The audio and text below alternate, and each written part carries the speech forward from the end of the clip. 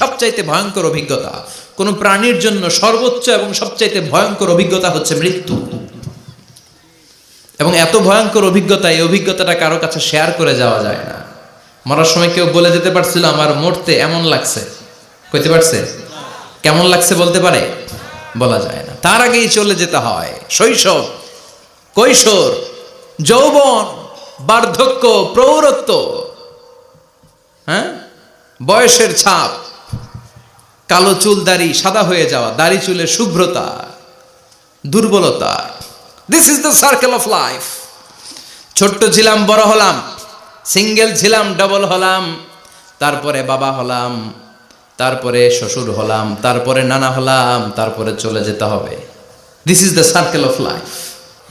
বিশ্বনবী বললেন আমার উম্মতি মা বাইনা 60 ইলা 70, আমার উম্মতের গড় বয়স হলো 60 থেকে 70। এই উম্মতের গড় বয়স কত? 60 থেকে 70। ওয়া আকাল্লুহুম মাইয়াজুজু জালিক, অল্প কিছু মানুষ আছে যারা 70-এর বেশি হায়াত পায়। এখানে 70-এর বেশি আছেন কারা? হাত তোলেন দেখি তো।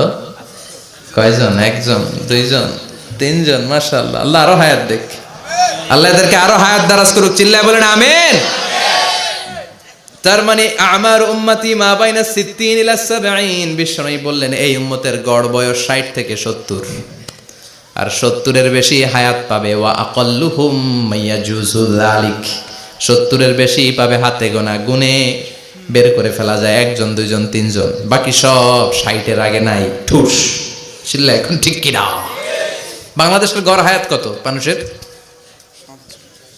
60। বিশ্বনবীর কথার সাথে মিলে গেছে। চিল্লায় পড়েন সুবহানাল্লাহ। এই জন্য বিশ্বনবী বলেন এই যে মুরব্বীদের দাড়ি পাকে, এই যে রাস্তায় অ্যাক্সিডেন্ট হয়, এই যে ক্যান্সারে আক্রান্ত হয়ে লোকজন মারা যায়, তারপরেও কি টনক নড়ে না? এরপরেও কি বিবেকে ধরে না যে তোমাকে চলে যেতে হবে? আকসিরু যিকরা হাযিমিল লাযযাত, জীবনের সব স্বাদকে পানসা করে দেয় ওই মরণকে স্মরণ করো। মরণকে স্মরণ করলে জাহান্নাম বরণ করা লাগে না। চিল্লায় বলেন ঠিক কিনা? আবার আল্লাহ বললেন গোলাম, স্পেশাল একজন ফেরেশতা আমি মরণের জন্য সিলেক্ট করলাম, নাম মালাকুল মাউত। তাকে আমরা আজরাইল বলে চিনি। এই মালাকুল মাউত তার বাহিনী নিয়ে নির্ধারিত টাইমে গোটা বিশ্বের সব মানুষের রূহ কবজ করে। অন টাইম নাকি দেরি করে? মালাকুল মাউত আগেও আসে না, পরেও আসে না। সুবহানাল্লাহ পড়েন। সাইয়েদনা সুলাইমান আলাইহিস সালামের জামানাতে ওনার এক ওয়াজির ছিল, মন্ত্রী। ওই মন্ত্রীকে নিয়ে উনি বৈঠক করতেন। ওনার সময় উনি মালাকুল মাউতের সাথে বৈঠক করতেন। শুনতেছেন? আপনাদের মনোযোগ আছে তো? উনি বৈঠকে বসেছেন, মালাকুল মাউতও বসা, ওয়াজিরও বসা। হঠাৎ মালাকুল মাউত ওয়াজিরের দিকে বড় বড় চোখ করে তাকাচ্ছে। বড় বড় চোখ করে তাকানোতে ওয়াজির ভয় পেয়েছে। হঠাৎ মালাকুল মাউত চলে গেল। ওয়াজির বলে ও সুলাইমান আলাইহিস সালাম, এই যে লোকটা বড় বড় চোখ করে আমার দিকে তাকালো, এটা কে? সাইয়েদনা সুলাইমান বলে হাদা মালাকুল মাউত। যে বর্ণনাটা বলছে এটা হাদিস না, এটা হচ্ছে ইসরাইলিয়া, জিউস ট্র্যাডিশন।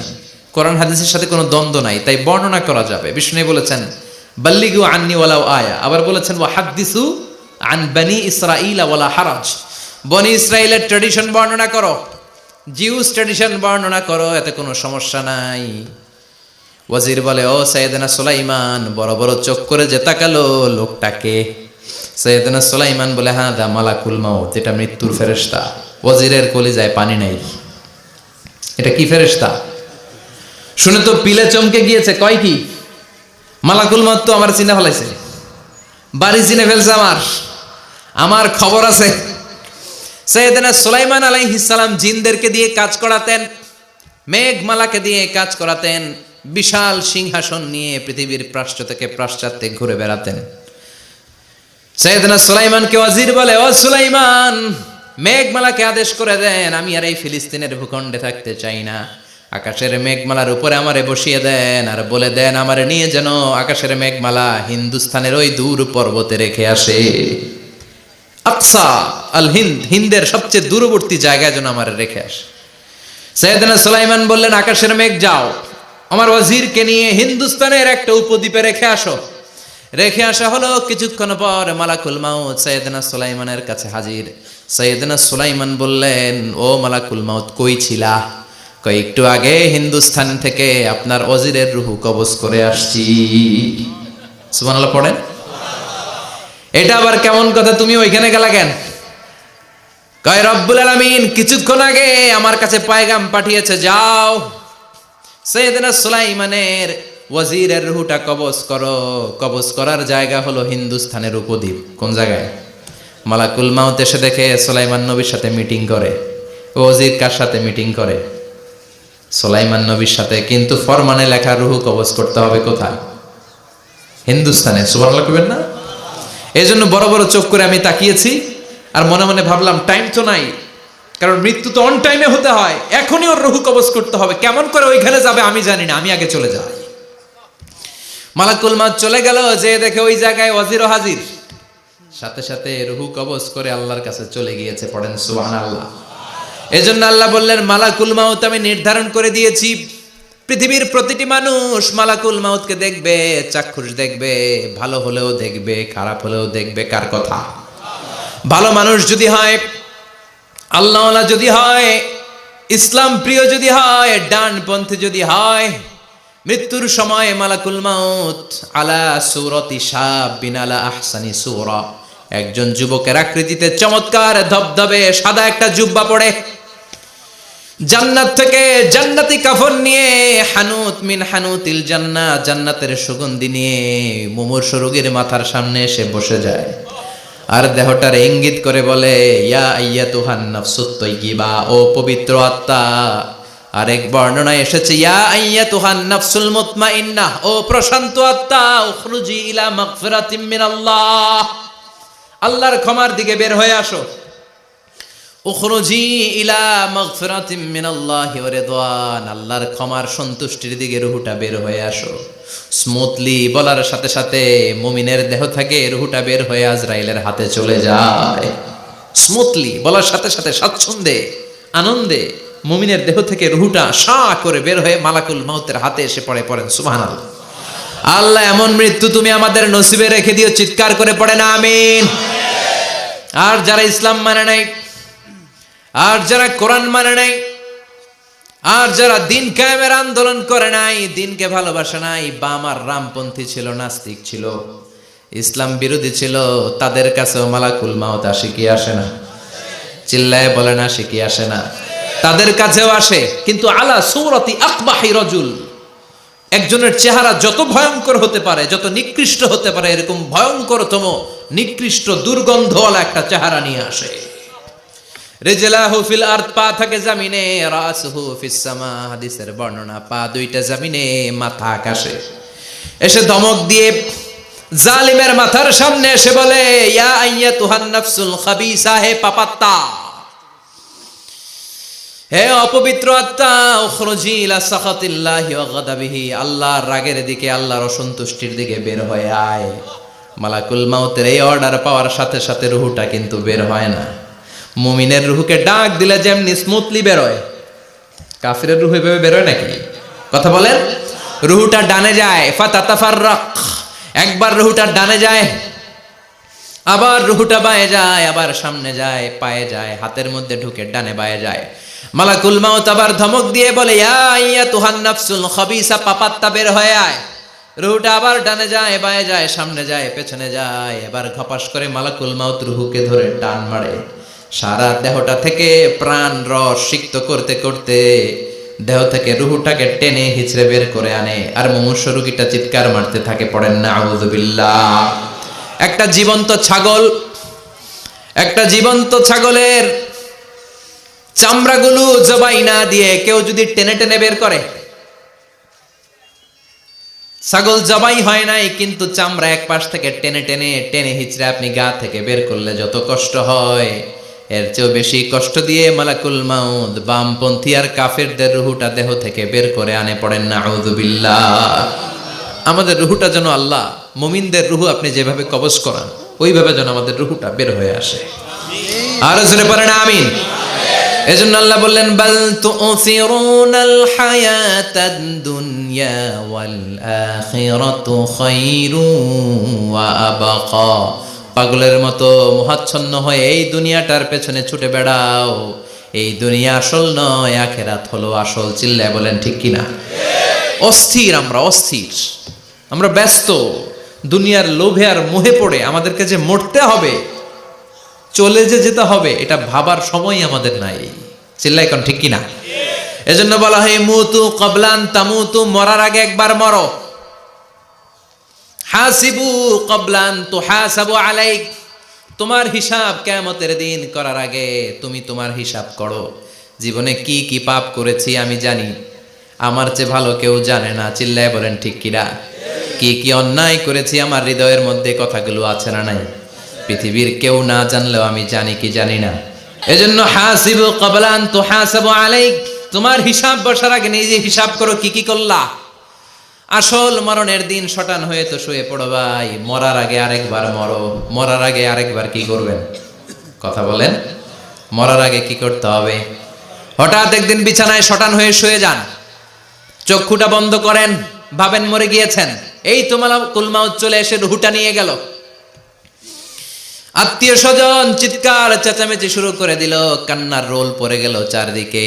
মাইকের মধ্য দিয়ে, মসজিদের মাইকে অ্যানাউন্স হয়, অমুক এলাকার নিবাসী অমুক ভাই আমাদের মধ্যে দুনিয়ায় নাই, তার জানাজা হবে এশার নামাজের পর। সবাই এসে রুহের মাগফিরাত করেন। সবাই আপনারে দেখতে আসবে, কেঁদে কেঁদে লোকজন আপনারে কবর দিতে আসবে। চিল্লায় বলেন ঠিক কিনা? কেঁদে কেঁদে সবাই আসবে, দেখার জন্য আসবে। ছেলেগুলো কাঁদবে, স্ত্রী কাঁদবে, বাবা মা কাঁদবে, বন্ধু বান্ধব কাঁদবে। আর ঘরের মধ্যে রাখা হবে না। এবার আপনাকে গোসল দেওয়ার পালা। চক্ষু বন্ধ করে চিন্তার দরকার আছে না নাই? একটু চোখটা বন্ধ করে ভাবেন, আপনাকে গোসল দেয়া হবে, জামাগুলো খোলা হবে। এত টাকা দিয়ে যে দামি গোসলখানা টাইলস লাগিয়ে ঘরে বানালেন, আপনার শেষ গোসলটা কি ওই দামি গোসলখানায় হবে? লাশ যেখানে ধোয়া হয় ওই জায়গায় ধোয়া হবে। আপনাকে কাফন পরানো হবে। আপনার কলিজার টুকরা ছোট বাচ্চাটারে বলা হবে, আব্বু দেখে যাও তোমার বাবারে শেষবারের মতো দেখো। আপনার বাবা মা শেষবারের মতো একটা নজর দিয়ে আপনার চেহারাটা দেখে নিবে। বন্ধু বান্ধবরা শেষবারের মতো একবার আপনারে দেখে নিবে।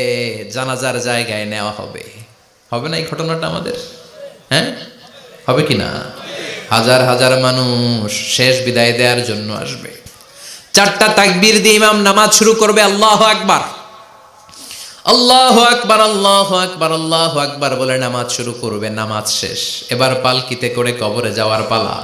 আহা, যেতেই হবে, যেতেই হবে। পালকিতে করে লোকজন নিতে শুরু করবে। কবরস্থানের ওই জায়গায় যেখানে মানুষ বছরে মানুষ না মরলে যায় না, ওই গহীন নিঝুম কবরস্থানে ঢুকানো হবে। পালঙ্ক থেকে নামিয়ে আপনার জন্য করে রাখা আগ থেকে কবরটার মধ্যে শুইয়ে দেয়া হবে। উপরে বাঁশ দিয়ে ছাউনি। শেষবারের মতো সবাই দেখে বাঁশের ছাউনির উপরে মাটি চাপা দিবে। ঠিক কিনা? চলে যাবে সবাই, কেউ নাই, অন্ধকার, শুধু অন্ধকার। এই অন্ধকার যেন শেষ হতে চায় না। এই ঘটনা ঘটবে না আমাদের? কথা বলেন, ঘটবে কিনা? এজন্য মরার আগে এগুলো চিন্তার দরকার আছে না নাই? মরার আগে আরেকবার মরার দরকার আছে না নাই? এজন্য রব্বুল আলামিন বলেন, বাল তুসিরুনাল হায়াতাদ দুনিয়া ওয়াল আখিরাতু খায়রুন ওয়া আবকা। এই দুনিয়ার জীবনটাকে তোমরা আসল জীবন মনে করো, এটা আসল জীবন নয়। আসল জীবন হলো কবরের জীবন। চিল্লায় বলেন ঠিক কিনা? এজন্য লাইফটা হলো one time, one chance. Second কোনো চান্স আপনাকে দেয়া হবে নাকি? কাফেররা বলবে, ইয়া রাব্বি আরেকটা সুযোগ দেন। লাউ আন্না লানা কাররা ইয়ানি মাররা, আল্লাহর একটা সুযোগ যদি পেতাম দুনিয়াতে ভালো করে আসতাম। আল্লাহ বলবেন, ইন্নাহা কালিমাতুন কাইলুহা, এটা শুধু তাদের মুখের কথা। তাদেরকে আবার সুযোগ দিলেও তারা কিচ্ছু করবে না। চিল্লায় এখন ঠিক কিনা? এজন্য একটা চান্স আমরা পেয়েছি, এই দুনিয়ার ওয়ান চান্সে আমরা ভয় পাবো একজনকে। চিল্লায় বলেন তিনি কে? আল্লাহ। এজন্য যেতে আমাদেরকে হবে। এই মরণ থেকে পালানোর কোনো সুযোগ কেউ পালাতে পারে নাই।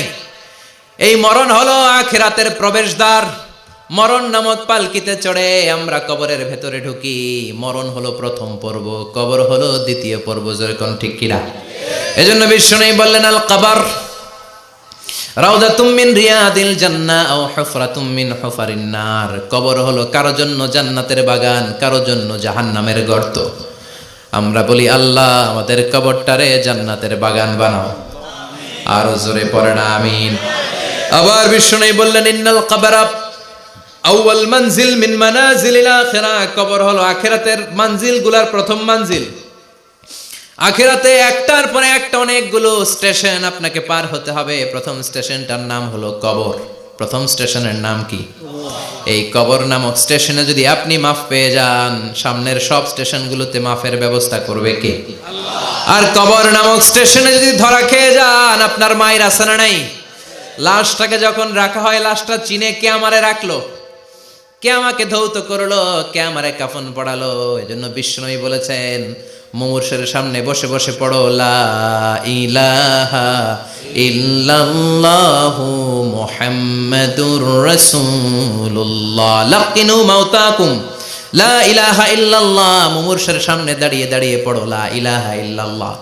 এই লা ইলাহা হচ্ছে জীবিতদের জন্য কালিমা, আর আমরা মরার পরে এই জিকির করি। ঠিক কি না? আমাদের দেশের অনেক জায়গায় লাশ নিয়ে কবরে যাওয়ার সময় লা ইলাহা পড়ে না। না, এটা আগের জিকির, মরার আগের জিকির। মরার আগে আপনাকে অ্যানাউন্সমেন্ট দিতে হবে, আল্লাহ ছাড়া কোনো ইলাহ নাই, বিশ্বনবী হচ্ছেন শেষ নবী এবং রাসূল। চিল্লায় বলেন ঠিক কি না? লাশটাকে যখন রেখে দেয়া হয়, বিশ্বনবী যত মানুষকে কবরে রেখেছেন তারপরে দাঁড়িয়েছেন আর বলেছেন, ইস্তাগফিরু লিআখিকুম, তোমার ভাইদের জন্য তোমরা দোয়া করো। ফাইন্নাহুল আনা ইউসআল, এখনই তাকে কবরে সওয়াল করা হবে। কবরে প্রশ্ন আসছে না নাই? কথা বলেন। বিশ্বনবী খাদিজাতুল কুবরা, ওনার প্রথম স্ত্রী খাদিজাতুল কুবরা তাহেরাকে কবরের মধ্যে রেখে দিয়ে কাঁদতে শুরু করলেন। চোখের পানি ছেড়ে অনেক দোয়া করলেন। দোয়া শেষে সব সাহাবারা ঘরে ফিরে যায়, বিশ্বনবী যায় না। সাইয়েদনা আবু বকর বললেন, ও নবী চলেন ঘরে যাই। অনেক তো দোয়া করলেন। বিশ্বনবী বললেন, আবু বকর তুমি যাও, আমি যাব না। এইটা সাধারণ মহিলা না, এটা বিপদের দিনের সঙ্গিনী খাদিজা। মক্কায় যখন আমার কেউ ছিল না, খাদিজা আমারে ভুলে নাই। 3 বছর কাফিররা আমাকে জেলখানায় বন্দি রেখেছে, নাম শিয়াবে আবি তালেবের জেলখানা। আমার স্ত্রী ওই জেলখানার জীবনেও আমারে ছাড়ে নাই। আমার সাথে 3 বছর খাদিজাও জেল খেটেছে। এই একটাই মহিলা, যেই মহিলাকে আল্লাহ আরশের উপর থেকে সালাম দিয়েছে, মহিলাটার নাম খাদিজা। আল্লাহু আকবার। আমার সব সন্তান আল্লাহ খাদিজার পেট থেকে দিয়েছে। ফাতেমাতুজ জোহরা খাদিজার মেয়ে, জাইনাব খাদিজার মেয়ে, উম্মে কুলসুম খাদিজার মেয়ে, রুকাইয়া খাদিজার মেয়ে, আবুল কাসেম বিশ্বনবীর ছেলে খাদিজার ছেলে, আব্দুল্লাহ যাকে তাইয়্যিব এবং তাহের নামে আমরা চিনি, সেও খাদিজার ছেলে। সুবহানাল্লাহ। ও আবু বকর, আমার এই কলিজার টুকরা প্রিয়তমা খাদিজারে রেখে দিয়ে কেমনে বাসায় যায়? তুমি যাও, আমি দাঁড়িয়ে থাকবো।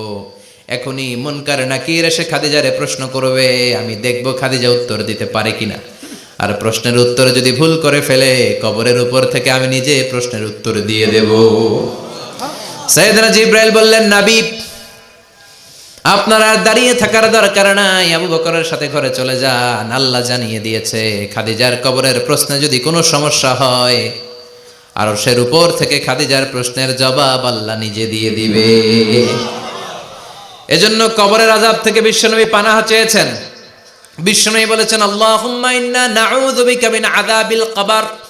ও আল্লাহ, কবরের আযাব থেকে তুমি আমাদেরকে বাঁচাও। পড়েন আমিন। কবরে মুমিনদেরকে 4টা প্রশ্ন করা হবে, কাফিরদেরকে 3টা প্রশ্ন। চিৎকার করে বলেন, মুমিনের প্রশ্ন কয়টা? আর জোরে বলেন। প্রথম প্রশ্ন, মার রব্বুক, তোর রবের নাম কি? আমরা কি বলবো? আল্লাহ আমারে রব, এই রবি আমার সব, দমে দমে তনু মনে তারি অনুভব। আল্লাহ আমারে রব, এই রবি আমার সব। পড়েন আমিন। দ্বিতীয় প্রশ্ন, আমার দিন, উত্তর দিনের নাম কি? ধর্মের নাম কি? তৃতীয় প্রশ্ন, আমান হাদার রাজুল, এই লোকটাকে কে? আমরা বলবো মুহাম্মদ সাল্লাল্লাহু। 3টা প্রশ্নের উত্তর যখন আপনি কবরে করে দিতে পারবেন, অতিরিক্ত একটা প্রশ্ন, ওয়ামা ইলমুক, এই যে 3টা প্রশ্নের উত্তর পাল্লা, কেমন করে উত্তর জানলা? কোত্থেকে শিখেছো? নকল করে আনছো কাফনের কাপড়ে? পরীক্ষার হলে নকল আছে না নাই? হাতে নকল আছে না? পায়ে নকল, মুজার ভিতরে নকল আছে না নাই? মোবাইলে নকল আছে না নাই? নকল থেকে আল্লাহ তুমি বাঁচাও। আরো আসতে কোন আমি। কিভাবে জানলা? কেমন করে? 3টা প্রশ্নের উত্তর শিখলা। What is the source of your knowledge? তথ্যসূত্র কি? আপনাকে বলতে হবে আমি যেই কিতাবটা থেকে শিখেছি কিতাবটার নাম কি? চিল্লায় বলেন কি নাম? এই কিতাবটা হলো কোরআন। আপনাকে বলতে হবে কোরআন থেকে আমি শিখেছি, বিশ্বনবীর হাদিস থেকে আমি শিখেছি। 4টা প্রশ্নের উত্তর যখন পারবেন, ফেরেশতারা বলবে আহলান সাহালান, খোশ আমদেদ, কংগ্রেচুলেশন, বাহ বাহ, তুমি তো চমৎকার পেরেছো। ফায়ুফসাহু লাহু কবরুহু 70 যিরাআন, মুমিন বান্দার কবরটা 70 হাত লম্বা করে দেয়া হবে। ইফতাহু লাহু বাবুন ইলাল জান্নাত, জান্নাতের দিকে তার কবর থেকে একটা দরজা বানিয়ে দেয়া হবে। জান্নাতের সুঘ্রাণ ঠান্ডা বাতাস এসে তার কবরের ভিতরে ঢুকতে শুরু করবে। ইলবাসু লিবাস মিন আহলিল জান্নাত, জান্নাতীদের পোশাক তার গায়ের মধ্যে পরিয়ে দেয়া হবে। আল্লাহু আকবার। আর বলা হবে নাম কানাউমিল আরুস, বাসর রাতে বর যেমনি কনেকে নিয়ে ঘুমিয়ে যায়, তুমিও একটা ঘুম দাও। আলহামদুলিল্লাহ পড়ে মুমিন বান্দা আনন্দের একটা ঘুম দিবে। ইসরাফিলের সিংগার আওয়াজ ছাড়া পৃথিবীর কোনো কিছুই তার আগে ঘুম ভাঙতে পারবে না।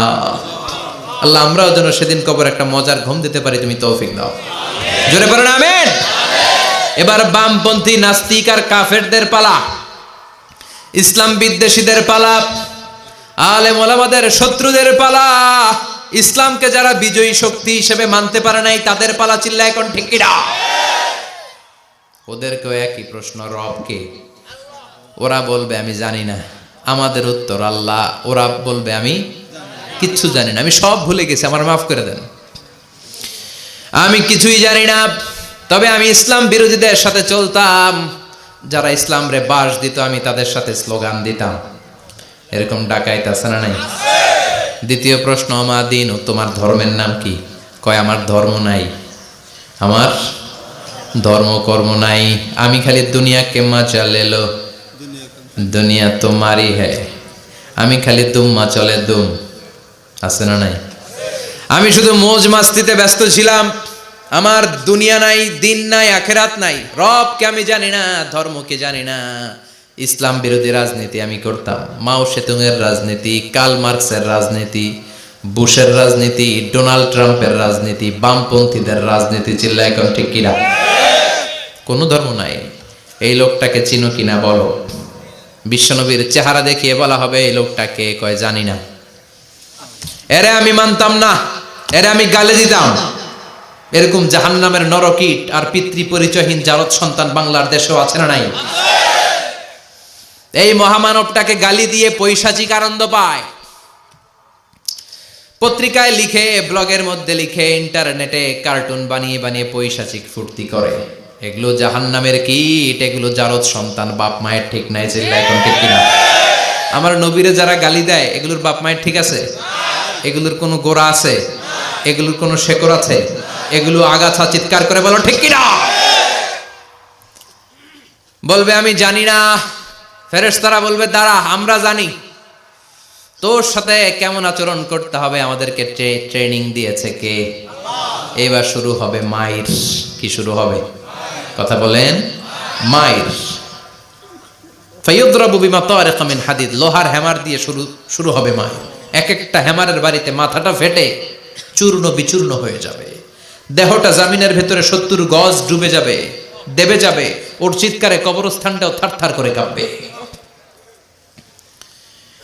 আবার জামিনকে বলা হবে ইলতাইমি, চাপা দে। জামিনে ঢুকে যাওয়ার পরে জামিনের এ পাশ থেকে একটা চাপা, মাটি চাপা, বাম দিক থেকে মাটি চাপা, 2 চাপায় ডান দিকের পাজর বায়ে চলে যাবে, বাম দিকের পাজর ডানে চলে আসবে। ওর চিৎকারে কবরস্থানটা থার থার করে কাঁপবে। আল্লাহ এই ধরনের পরিস্থিতি থেকে তুমি আমাদেরকে বাঁচাও। আরো চিৎকার করে বলে না আমিন। এজন্য কবরের এই প্রস্তুতি নেওয়ার দরকার আছে না নাই? কোরআনের পক্ষে থাকার দরকার আছে না নাই? ইসলামের পক্ষে থাকার দরকার আছে না নাই? ইসলামী আন্দোলনের সাথে থাকার দরকার আছে না নাই? ইসলামের বিজয় চাওয়ার দরকার আছে না নাই? যে লোক ইসলামের বিজয় চায় না, যে লোক চায় না ইসলাম দিয়ে দেশ শাসিত হোক, যে লোক চায় না কোরআনটা সংসদ ভবনে নেতৃত্ব দেখ, তার অন্তরে ঈমান থাকতে পারে নাকি? এই জন্য মৃত্যু থেকে যতই পালিয়ে বেঁচে থাকতে পারবা নাকি? পারা যাবে? চিল্লায় বলেন। কোন নবীরা পারছে? আদম আলাইহিস সালাম মৃত্যু থেকে বেঁচে গেছে না? মরছে? কথা বলেন না। উনি পৃথিবীর একমাত্র মানুষ যিনি জানতেন যে উনি কতদিন বাঁচবেন। সুবহানাল্লাহ পড়েন। উনি জানতেন উনি কতদিন বাঁচবেন। কেন আল্লাহ জানালেন? এর কারণ মৃত্যু কি এটা উনি জানেই না, কেমনে মরে দেখেই নাই, কষ্ট কি জানে না। আমরা আমাদের দাদাকে মরতে দেখেছি, বাবাকে মরতে দেখেছি, মামাকে মরতে দেখেছি, মরণের কত কষ্ট আমরা দেখি, এজন্য ভয় আছে না নাই? আদম আলাইহিস সালামের দাদা আছে নাকি? বাবা, মামা, খালু, শালা আছে? নাই। এজন্য মৃত্যু যে কেমন এটা উনি জানতেন না। এজন্য আল্লাহ জানিয়ে দিলেন, আদম পৃথিবীতে তুমি 1000 বছর বাঁচবা। আলফু সানা লাম্মা খালাকাল্লাহু আদম ওয়া কানা তুলুহু 60 যিরাআন। বুখারীর বর্ণনা, সাইয়েদনা আদম আলাইহিস সালামকে বানানোর পরে আল্লাহ 60 হাত লম্বা বানালেন। কয় হাত? জোরে বলেন, আরো জোরে। 60 হাত লম্বা। এরপরে ওনার ঔরসে পৃথিবীতে যত নারী আসবে, পুরুষ আসবে রুহের জগতে, সবগুলো রুহুকে বসিয়ে দিলেন বৈঠকে। সুবহানাল্লাহ। বিশাল কনফারেন্স রুম। আমরাও ছিলাম না? আমাদের রুহুটাও ছিল। সাইয়েদনা আদম বললেন, আল্লাহ এরা কারা? আল্লাহ বললেন, আদম এগুলো সব তোমার সন্তান। সাইয়েদনা আদম অবাক দৃষ্টিতে, অপলক নয়নে নিজের সন্তানদের রুহগুলো দেখতেছিলেন। দেখতে দেখতে হঠাৎ একটা রুহুকে ভালো লেগে গেল। বললেন, আল্লাহ এটা কার রুহু? আল্লাহ বললেন, এটা দাউদ আলাইহিস সালামের রুহু। পড়েন সুবহানাল্লাহ। আল্লাহ এটাকে দেখতে বড় ভালো লাগে, কার রুহু? এটা তোমার ছেলে নবী হবে, নবী দাউদের রুহু। কাম উমরুহ, আল্লাহ দুনিয়াতে সে কয়দিন বাঁচবে? আল্লাহ বললেন, 40 সানা, 40 বছর। কয় বছর? সবাই বলেন কয় বছর? 40 বছর। সাইয়েদনা আদম বললেন, মাবুদ আমার এত সুন্দর কলিজার টুকরা সন্তান দাউদ আলাইহিস সালামকে দুনিয়াতে মাত্র 40 বছর আপনি কেন দিলেন? আল্লাহ প্রথম মানুষ এবং নবী হিসেবে আপনার কাছে ফরিয়াদ করি, আমার ছেলে দাউদের বয়স বাড়ায়া দেন। আল্লাহ কয়, না, হাদা কদ কুতিবা, এটা লেখা হয়ে গেছে। রুফিআতিল আকলাম ওয়া জাফফাতিস সুহুফ, লিখে ফেলছি, কলম শুকায় গেছে, কালি শুকায় গেছে, এটা চেঞ্জ করা যাবে? সাইয়েদনা আদম বললেন, আল্লাহ আমি বাঁচবো কয় বছর? কয় তুমি থাকবা কয় বছর? আলফু সানা, 1000 বছর। মনে আছে? আল্লাহ আমার 1000 বছরের দরকার নাই, আমি আমার 1000 বছর থেকে 60 বছর আমার ছেলে দাউদরে আমি দিয়ে দিলাম। আদম আলাইহিস সালামের 1000 বছর থেকে 60 বছর যদি দান করে দেয়, ওনার আর কত রইল? 940। আর 60 বছর যদি দাউদ নবীর 40 বছরের সাথে যোগ দেয়া হয়, উনি পেলেন কয় বছর? 100। সাইয়েদনা আদম পৃথিবীতে আসলেন, এসে থাকতে শুরু করলেন। দিন গড়িয়ে রাত আসে, মাস গড়িয়ে বছর আসে, বছর যায় বছর আসে। ঠিক 940 বছর পর মালাকুল মাউত আদম আলাইহিস সালামের কাছে আসলেন। বললেন, আনা মালাকুল মাউত উকিলা বিকুম, আপনাদের জন্য আল্লাহ আমাকে বানিয়েছে রূহ কবজ করতে। ও আদম, আবুল বাশার, পৃথিবীর প্রথম মানব, প্রথম নবী, আপনার সময় শেষ, রেডি হন। কি হন? খেলা শুরু হবে, এখনই রূহ কবজ করে নিয়ে যাব। সাইয়েদনা আদম বলে, এখন আসছো কেন? আমার আরো 60 বছর বাকি আছে। মালাকুল মাউত বলে, না, আপনি রূহের জগতে আল্লাহর কাছে আপনার সন্তান দাউদকে কয় বছর দিয়েছিলেন? 60 বছর। এজন্য 940 বছর আপনার জন্য লেখা। আমি এখন আপনার রূহ কবজ করতে চাই। সাইয়েদনা আদম বলে, আমি মানি না, আমি কাউরে দেই নাই 60 বছর, আমি দেই নাই, আমি আরো বাঁচব, আমি আরো বাঁচবো, 60 বছর আমি বাঁচবো, আমি কি দেইতেই নাই। মিয়া যাও। মালাকুল মাউত আল্লাহর যে বলে, আল্লাহ দেয় নাই বলে, আসলে ভুলে গেছে। আসলে আফাতুল ইলমি আন নিসিয়ান, মানুষ ভুলে যায়, মানুষ বড্ড ভুলে যায়। আমরা অনেক সময় খাইয়াও কই খাই নাই। অনেক কিছু আপনি দিছিলেন কিন্তু ভুলে যাই, গলার নিচ দিয়ে নামার পরে কই তুমি কিচ্ছু দাও নাই। আছে না নাই? নাসিয়া আদম ফানাসিয়া বানু, আদম আলাইহিস সালাম ভুলে গেছেন, তাই আমরাও ভুল করি, ঠিক কিনা? এজন্য আমাদের নেতারাও বলে এটা দেব ওটা দেব, নির্বাচনের পর সব ভুলে যায়। আছে না নাই? ওই যে আদম আলাইহিস সালাম ভুলছে, আমরাও ভুলে যাই। ওনাদের দোষ কি? ভুলে যায়, বেমালুম ভুলে যায়। আল্লাহ বললেন মালাকুল মাউত আর জোরাজুরি করো না। 940 নয়, ঠিক 1000 বছর পরে আদমের কাছে যাবা। আমি আমার আদমের ভাগ্যে এই জিনিসটাই রেখে দিয়েছিলাম রে মালাকুল মাউত। আমি আগ থেকে এটাই রেখেছি, আমি জানতাম সে ভুলে যাবে। চিল্লা এখন সুবহানাল্লাহ।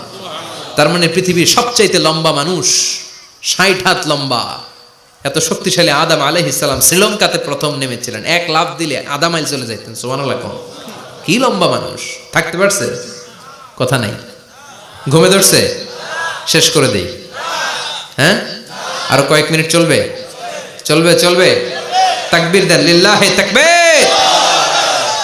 আদম আলাইহিস সালাম চলে গেলেন। ওনার পরের নবী ইদ্রিস আলাইহিস সালাম, উনি মরে নাই। ইদ্রিস আলাইহিস সালাম মরছে, কে বলছে? উনিও মরেছেন। তবে ওনার মৃত্যুর আজীব এক ঘটনা আছে, অনেক লম্বা কথা।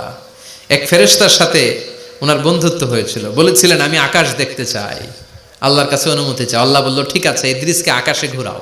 প্রথম আকাশে ঘুরলেন, দ্বিতীয় আকাশে ঘুরলেন, তৃতীয় আকাশে ঘুরলেন, চতুর্থ আকাশে ঘুরলেন। ইন দ্য মিন টাইম চতুর্থ আসমানে মালাকুল মাউত পৃথিবীর দিকে নেমে আসছিল।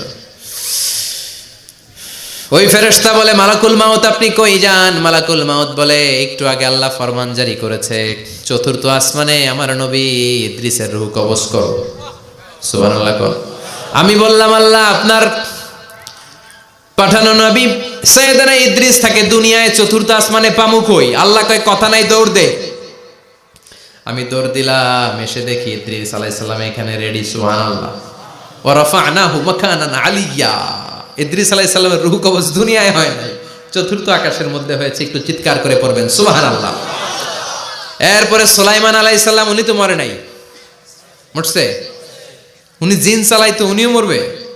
শক্তিশালী একজন নবী ছিল উনি। মালাকুল মাউতকে বলেছিলেন মালাকুল মাউত আমার